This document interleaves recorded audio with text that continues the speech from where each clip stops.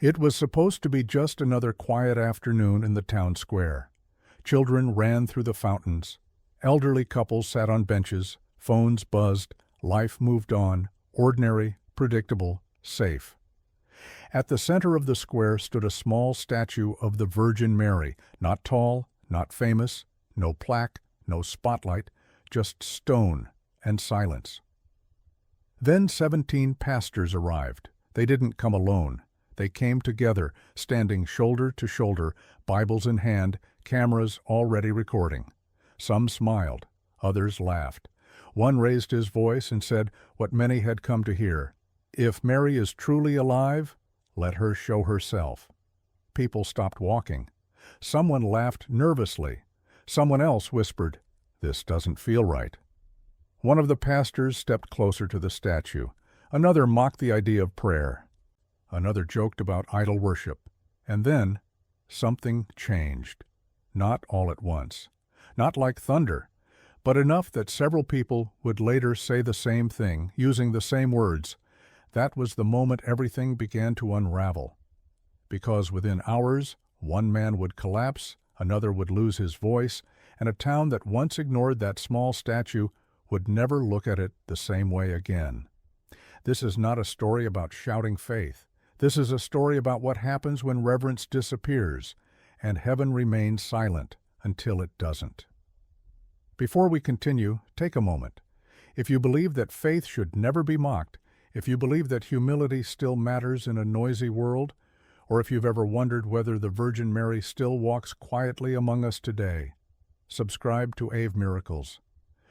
This channel exists to tell modern stories of faith, reverence, and moments that leave no scientific explanation, only questions of the heart.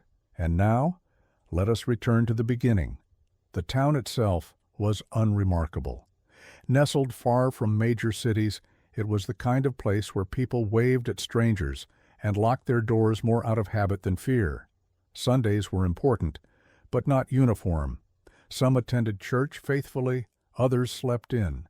Faith here was personal, quiet, rarely debated in public. The town square was its heart. Seasonal festivals were held there, veteran ceremonies, holiday concerts. Political rallies came and went. It was neutral ground, shared space, shared air, shared silence when needed. That was why the statue stood out. The Virgin Mary had been placed there temporarily, just days before. A small group of local Catholics had requested permission to set up a short prayer vigil, nothing permanent, nothing loud. The town council agreed. No objections were filed. The statue depicted Mary, with her head slightly bowed, hands open, eyes gentle. It didn't command attention. It invited it. Most people passed without stopping. Some crossed themselves quietly. Some glanced and moved on. Some didn't notice her at all. But word traveled fast. Within days, conversations began circulating, mostly online, mostly late at night. Accusations followed, words like idolatry, false devotion, dangerous symbolism. For many, it wasn't about the statue. It was about control, about who gets to define faith and who doesn't. That tension simmered quietly. Until the afternoon, the 17 pastors decided to make a statement.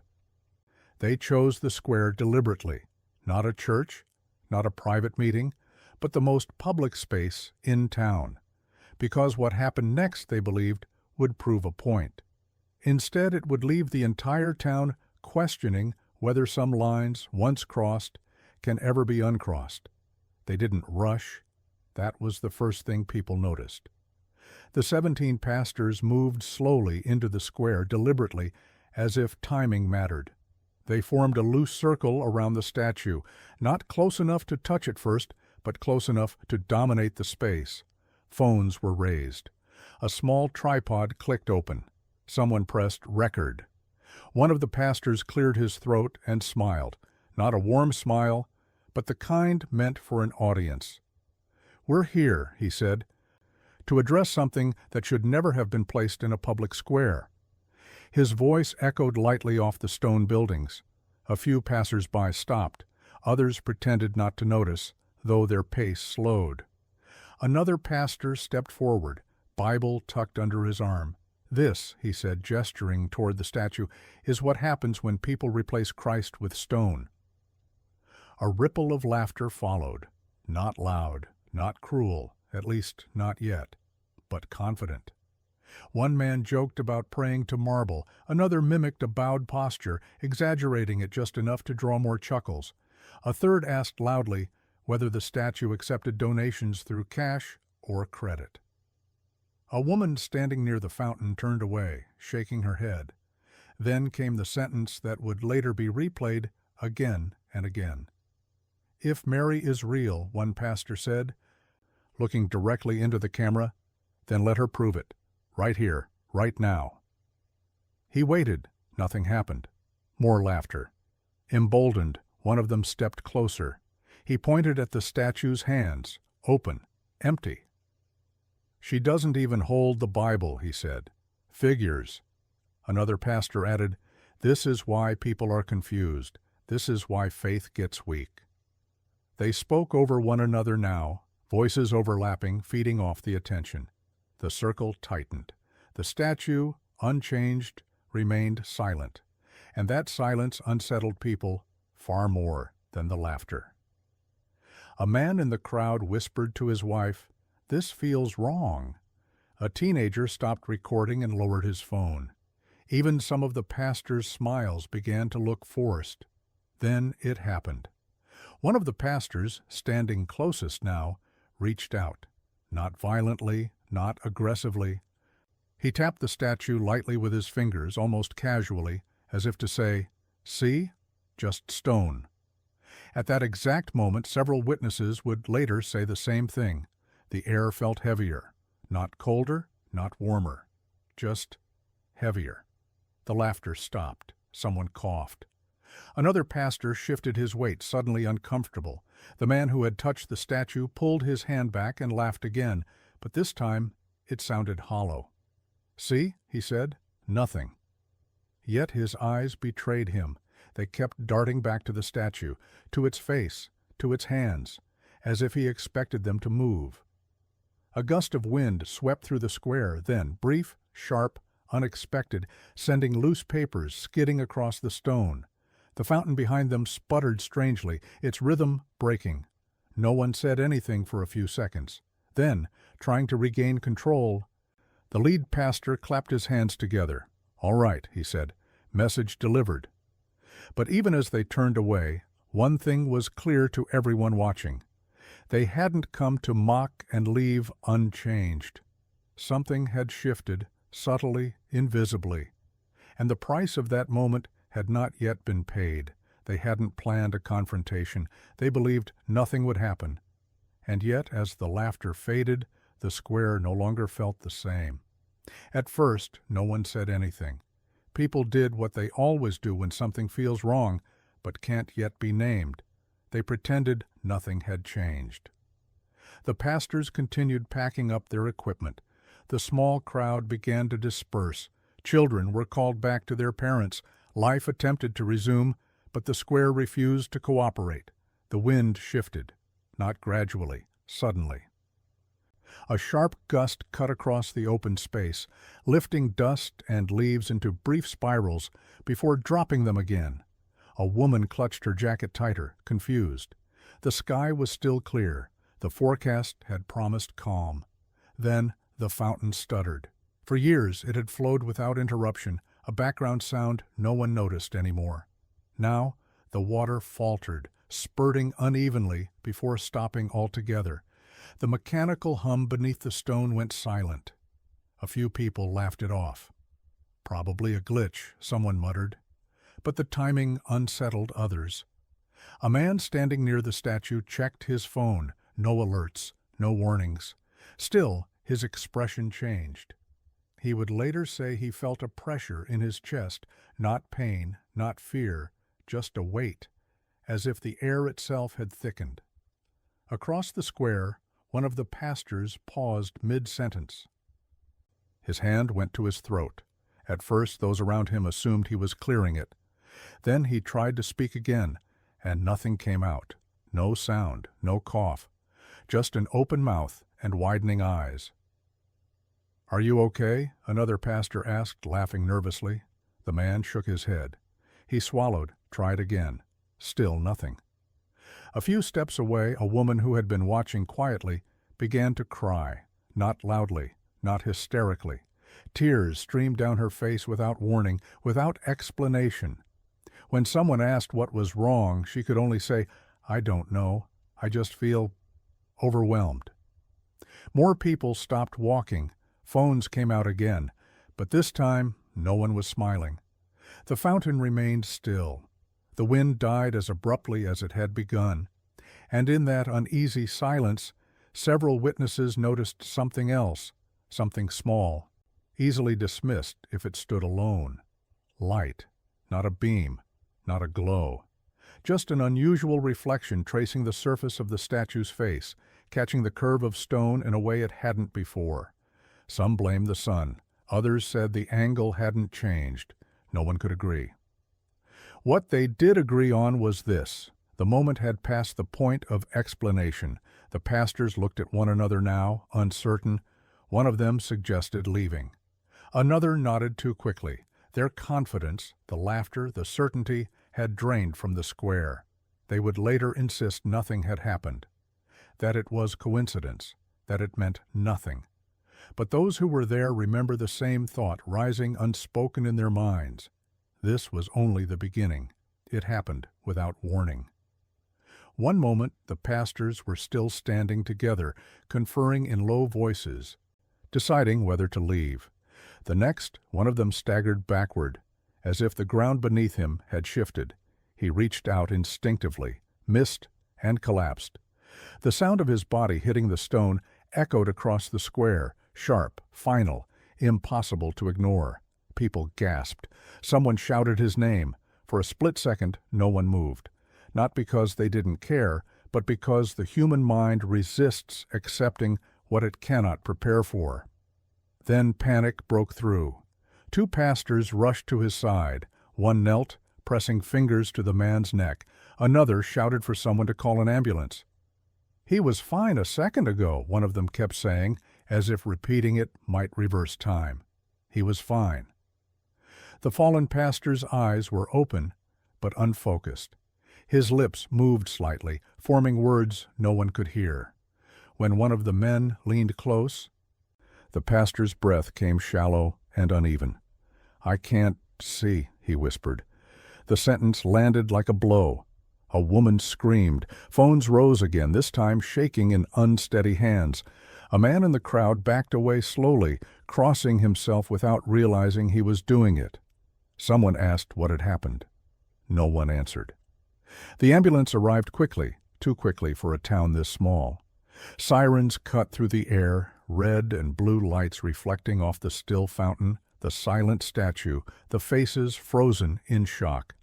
Paramedics worked fast. Oxygen, questions, names repeated louder than necessary. "What medications are you on? Can you hear me?" "Squeeze my hand." The pastor didn't respond. As they lifted him onto the stretcher, one of the paramedics glanced toward the statue, just for a moment, then looked away again, jaw tightening. The remaining pastors stood back now, no longer a circle, just scattered figures, unsure where to place their hands, their eyes, their faith. One of them muttered, "This is just stress. It's nothing spiritual." But his voice trembled. As the ambulance doors closed, a sudden realization settled over the square. No one was laughing anymore. The statue stood exactly as it had before, unchanged, unmoved. Yet everything else felt altered, as if the air itself had recorded what had just occurred. A child asked his mother why the man fell down. She didn't answer. Instead, she turned her body slightly, placing herself between her child and the scene, while her eyes remained fixed on the statue, unable to look away. The ambulance pulled out of the square, and in its wake came a silence heavier than before. Those who had gathered began to leave, not in groups, not talking, but one by one, each carrying the same unspoken question. Was this coincidence, or had a line been crossed, not by touching stone, but by mocking what others held sacred. Behind them, the Virgin Mary remained, hands open, head bowed, as if waiting. In the hours that followed, the square emptied, but the footage remained. Videos recorded that afternoon began circulating quietly at first, shared in private messages, neighborhood groups, family chats. No dramatic titles, no claims of miracles, just short clips, usually accompanied by the same line. Did you notice this? One video stood out. It had been filmed accidentally. A teenager had been recording the pastors from a distance, more out of boredom than belief. When the collapse happened, his phone jerked downward. The frame blurred. Someone shouted. The camera tilted back up, just long enough to capture the statue again. That was when viewers began to pause, slow the video, rewind, play it again. Near the exact moment the fallen pastor's body hit the ground, a brief change in light appeared across the statue's face. Not a flash, not a glow. More like a shift, as if the stone reflected something it hadn't before. Some said it was sunlight. Others pointed out the sun hadn't moved. Another video showed the fountain behind the statue moments before it stopped. The water's flow faltered strangely, out of rhythm, uneven, as if pressure had been cut and restored too quickly to be mechanical. Then there was the audio. In one clip just before the collapse, a faint sound could be heard beneath the laughter and voices. Not a word, not a voice, just a low, almost imperceptible hum, so quiet that no one noticed it in real time, only later, only after. Local electricians were quick to comment online. No power surge registered, no mechanical fault reported, no maintenance issues logged. Skeptics chimed in next. Pareidolia, coincidence, stress response. They were confident, precise, certain. But those who had been there didn't argue. They didn't need to, because the footage wasn't frightening on its own. What unsettled people was context, the timing, the sequence, the way everything changed immediately after the mocking ended. By evening, the videos had spread beyond the town. Strangers began commenting, people who didn't know the pastors, the square, or the statue. Yet many wrote the same thing. Why does this feel heavy? I can't explain it, but this made my chest tight. Something about this doesn't sit right. The pastors involved released no statement that night. Their social media accounts went quiet. One video, recorded by a local shop owner, ended with a single line spoken off camera. A man, older, steady-voiced, who had watched everything without filming until the end. He said simply, "Mockery is loud, but silence answers in its own time." The clip cut off there. No conclusion, no claim, just evidence. And for the first time, people began to ask not what had been captured, but why. The first night passed without sleep, not just for the pastors involved, but for the town. Messages kept arriving. Videos kept replaying.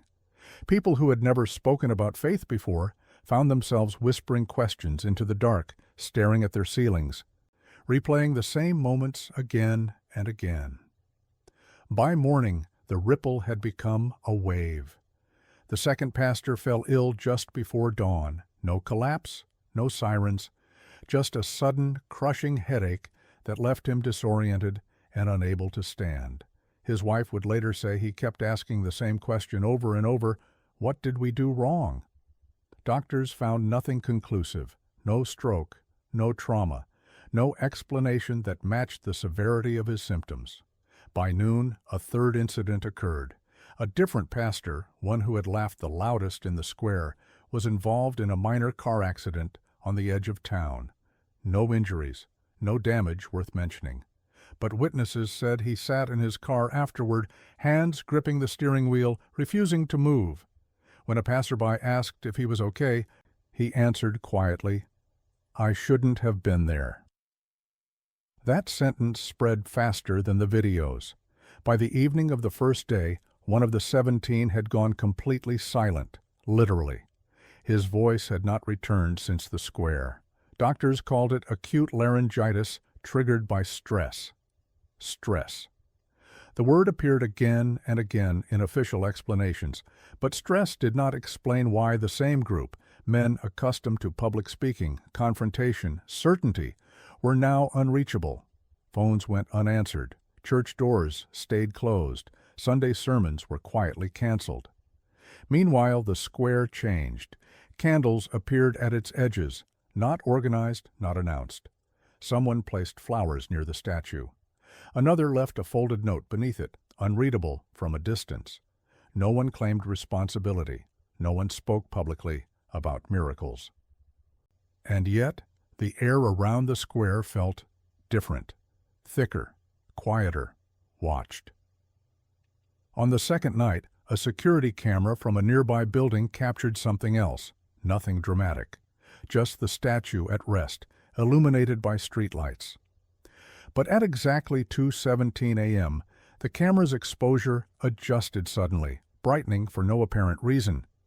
The system log showed no malfunction. The clip lasted 12 seconds. That was enough. By the end of 48 hours, 4 pastors had withdrawn from public ministry. One released a short statement asking for privacy and prayer. Another deleted years of posts criticizing Marian devotion. Only one pastor spoke openly. He did not explain. He did not accuse. He simply said this: "We mistook confidence for authority and silence for absence." The town council met quietly the next morning.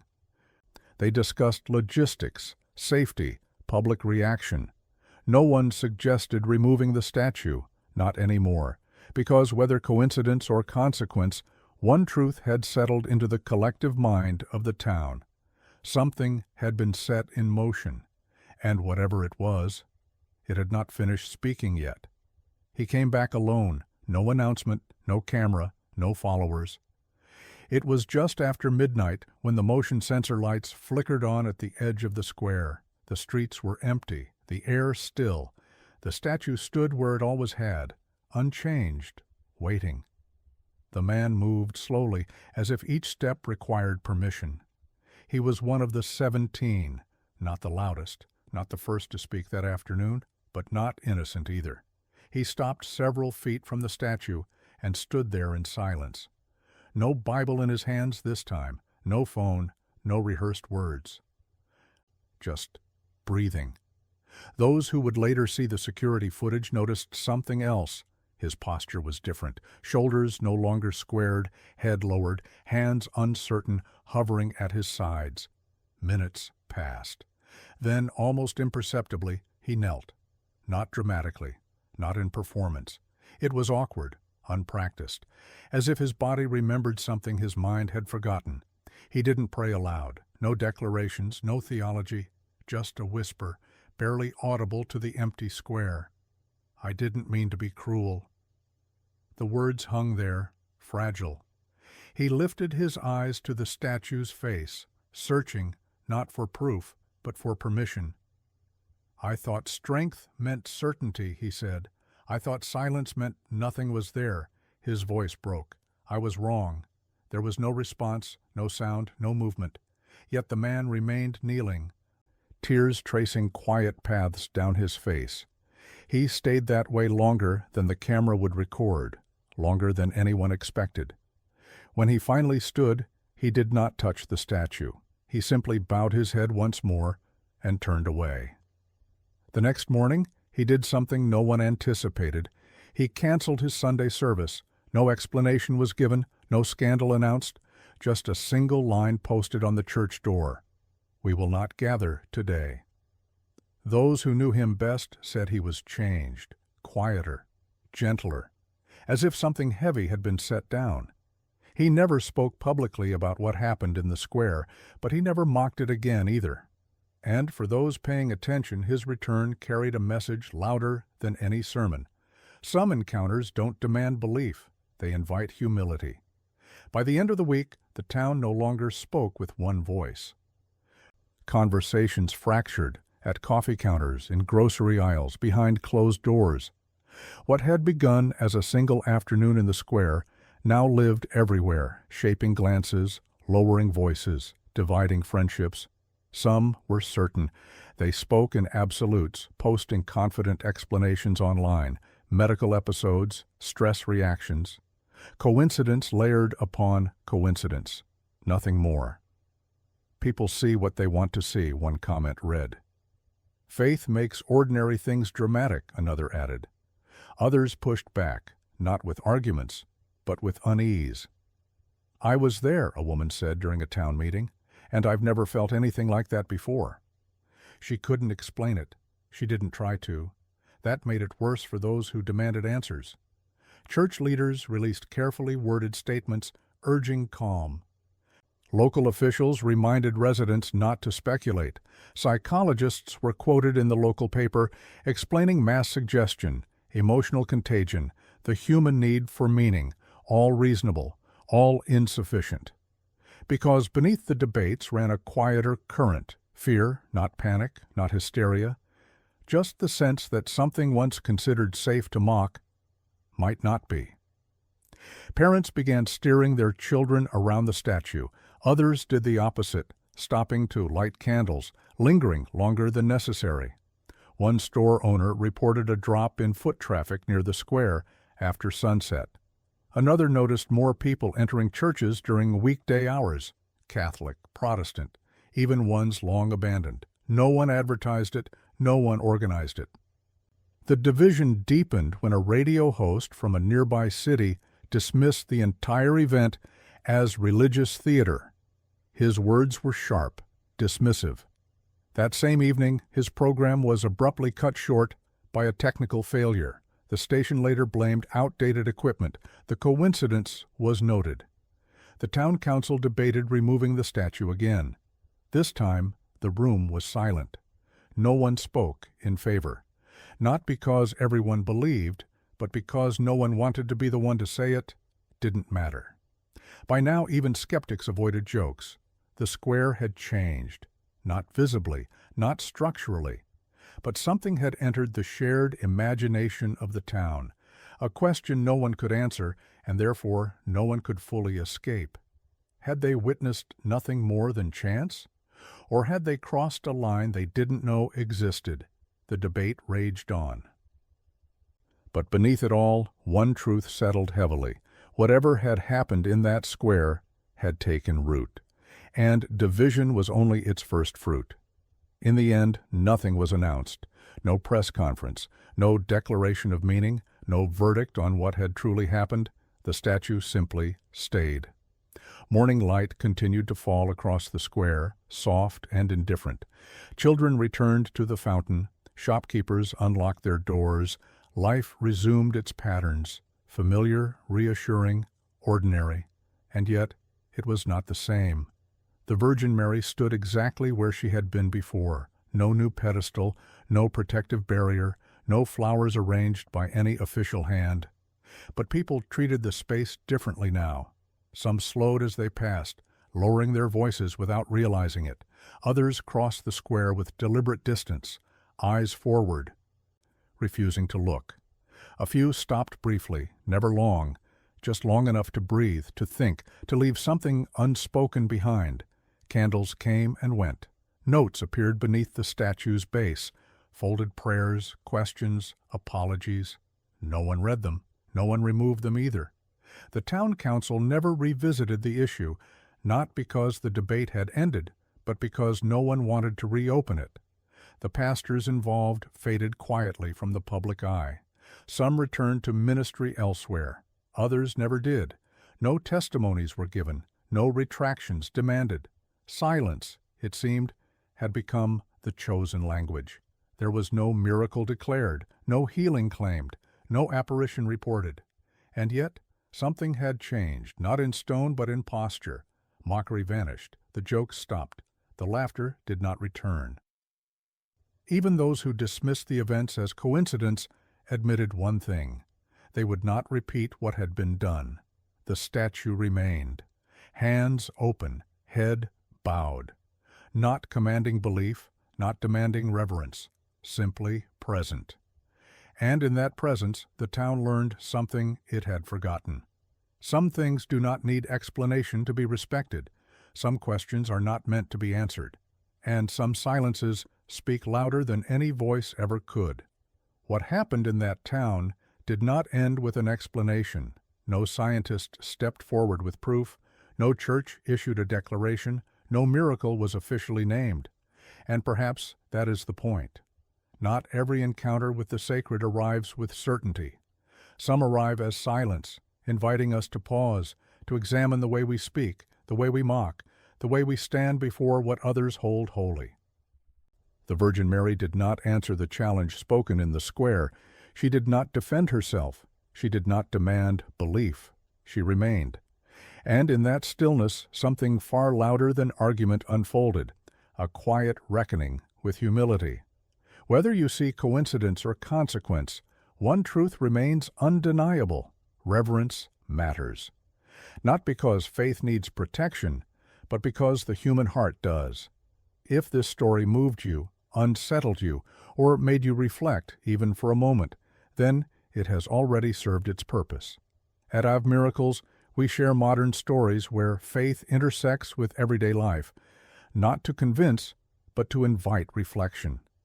If you believe that silence can speak, that humility still has power, and that some mysteries deserve respect, subscribe to Ave Miracles. Share your thoughts in the comments below. Not to argue, but to listen, and wherever you are watching from tonight, may you walk forward with a gentler heart and a deeper reverence for what cannot always be explained.